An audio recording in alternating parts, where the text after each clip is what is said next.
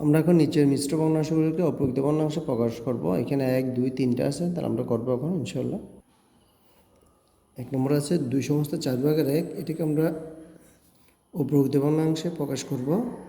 এটা এখানে এইটা এখন মিশ্র ভগ্নাংশে আছে, তাহলে অপ্রকৃত প্রকাশ করতে হলে আমরা কী করতে হবে, নিচে হরটা বসাতে হবে 4, তারপর এই হরের সাথে পূর্ণসংখ্যা গুণ করতে হবে, তারপর লব 1 যোগ করতে হবে।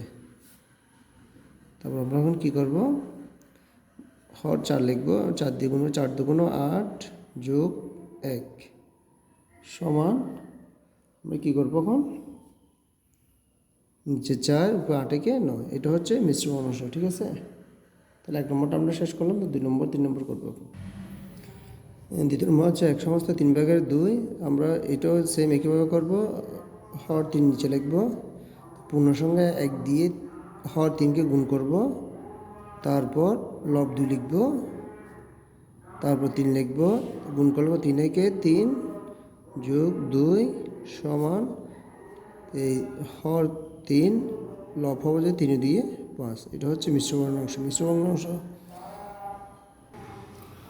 3/5/3, আমরা হর 5 লিখব, এই পূর্ণসংখ্যা 3-এর সাথে আমরা হর 5 গুণ করব, তারপর লব 3কে আমরা যোগ করে দেব, তারপর হর 5 লিখব, তারপর এটা 3×5=15 লিখব গুণ করে, তারপর যোগ 3 সমান এখানে 5 লিখব, হর এখানে তো 15 3 কত হয় 18 লিখব। ঠিক আছে, তাহলে আমরা কীভাবে মিশ্র ভগ্নাংশ অপ্রকৃত প্রকাশ করে আমরা ইনশাআল্লাহ বুঝতে পারছি। ঠিক আছে।